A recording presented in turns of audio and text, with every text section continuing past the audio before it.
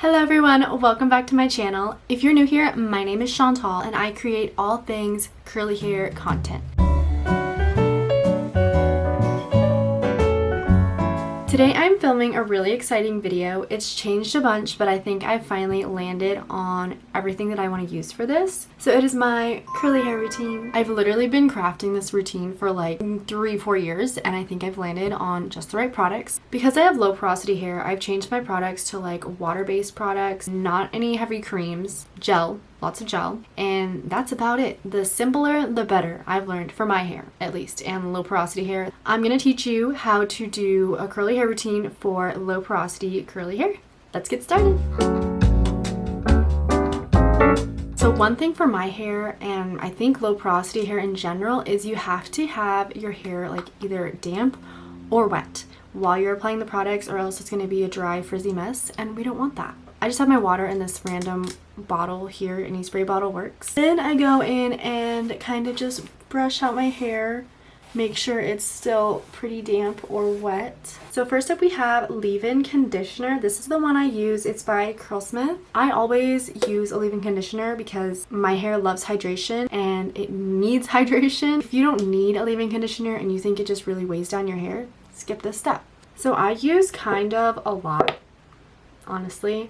But that's another nice thing about water-based products, is that it goes through your hair really easily and it doesn't weigh down your hair, hence the name weightless. When I'm applying the product, I really try to like scrunch it into the ends, make sure my hair is getting as much moisture and hydration as possible. And I'm gonna kind of like split it right here because sometimes I do section my hair, but today I don't want to. Next up is heat protectant. I use this one by Not Your Mother's. It's the All Eyes on Me hair protector. It's really nice though. The only thing I don't love about it is that like the spray doesn't always come out that easily, especially when your fingers are wet from all the products and hair wetness. But when you can't get it, it works really well. This product is also water-based, so it's really good about not feeling super thick and weighing down hair. But yes, heat protectant, extremely, extremely important, because I diffuse my hair, and even if it's like just like a low heat setting, it's still heat on your hair. And while you're doing this, it's important to remember, if you need to add more water, definitely do so. If you see like parts of your ends drying up or your roots starting to get frizzy like right now, I'm gonna spray it a little bit again. Lastly is gel. This is the Camille Rose Curl Maker Marshmallow and Agave Leaf Extract Gel situation. I love this so much. I use it for my slick backs. I use it in my curl routine, obviously. This is the only product I think I'll ever need. This is also water-based, so I use a lot. For so long, I was like, no, I'll just stick with these expensive, lighter gels, but no. This one is pretty affordable when it comes to curly hair products, and it does exactly what I need it to do. This one is going to give you more of a cast, so if you don't like casts and your hair doesn't like casts, I would say maybe not for you, but low porosity hair, frizzy hair, this is perfect for me. For me, I have a lot of frizz in my crown, so I just kind of go through like this and try to get as much gel in there as possible. And one product that I do use sometimes if I want a lot of volume at my root, which I don't really want a lot of volume at my root, I want my roots as straight as possible today. It varies, you know. Sometimes I want big hair, sometimes I want just defined nice hair. I use the Not Your Mother's Activating Curl Talk Mousse. This is only the level 2 like hold, so it's not super strong hold, but it leaves your hair crunchy. For this, I just I shake it up and then I apply it to the roots right here all around. This one I do find, even though it's water-based, it does get kind of like a consistency, so I try not to use as much. But if you think the gel is just too much for you and you'd rather opt for like a mousse, they're definitely interchangeable. But for me, I don't like this as much unless I want a lot of volume, and that's exactly what this does. Now that products are applied to your hair, I'm not done yet. I go in with my pattern defining brush. This guy, it looks disgusting, I know. And then I'm just going to define all my curls because I did straighten my hair, so I think it might need a little bit of help. To define the hair, all you really have to do is just grab like a big decent chunk and brush it through, and then take it and pull it through. You kind of want some tension, but not a lot. And then once it's through, you just kind of shake it out and scrunch. This is just an optional step. You don't have to do it. I personally don't style my hair like this every single time, but I just thought my hair might need it. I'll show you again. As you can see, I'm just brushing it through, and then I take it and kind of create some tension on there. Just like when you're straightening your hair, you want some tension.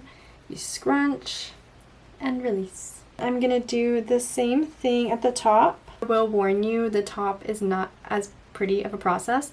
I do it a little bit differently. I flip my head over and do it that way. So next, we're going to go in with a diffuser. If you're new to this whole thing, a diffuser is a hairdryer with an attachment. It's a diffuser attachment. So you can use any regular hairdryer and then just attach the diffuser attachment. I'm pretty sure you can just buy the diffuser attachments anywhere for cheap. If you want to air dry, that's totally fine. If I air dry, I'll be here for like 5 or 6 hours and I have to work later. So I don't have the time for that. I'm going to briefly go over diffusing, but if you need like more of an in-depth tutorial, let me know. So like I said earlier, this is just a regular hairdryer, and then this is technically like the diffuser attachment, and you just stick it on the end of your hairdryer. For me, my settings that I like to use, I like low heat and low like fan power. I don't know what you say, low, whatever. I like all the low settings. The highest I go is the mid-level.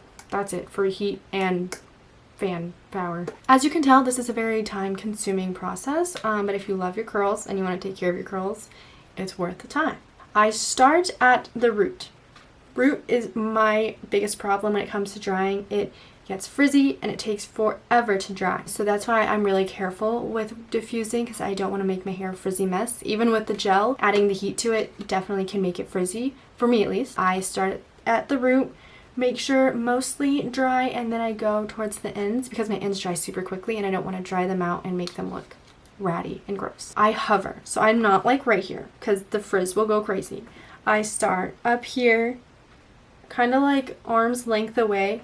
I get a little bit closer as it gets drier, but yeah, the frizz will go crazy if I'm too close. So hovering is also a good option.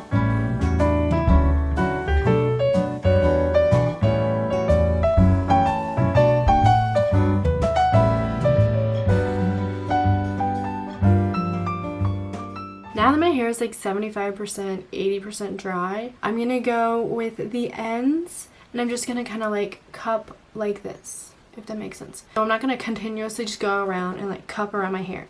I'm gonna cup and then turn the diffuser on and then turn it off. I don't want to sit up there for too long because then I'll fry my ends. Just for long enough to like kind of dry your ends, because now my ends are a little damp while everything else is kind of dry. So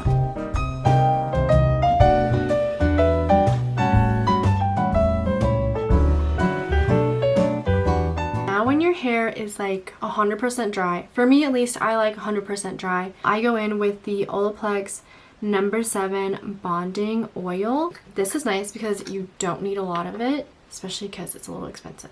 I do like 3 little dabs on my hand and I get that much out of it. And then you just scrunch out all of the crunch. So scrunching out all of the crunchy parts of your hair. You don't necessarily have to do this with an oil. It's just good for keeping away frizz when your hands are going through your hair. And it does make getting rid of the crunchiness a lot easier rather than just trying to do it with your bare hands. For not using any mousse today, my hair is huge. It's not usually this big. These are the results.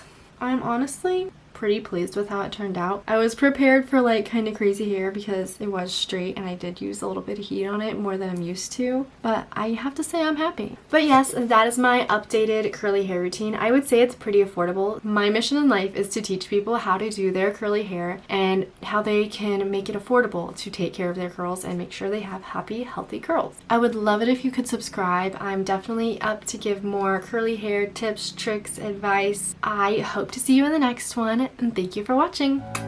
Bye!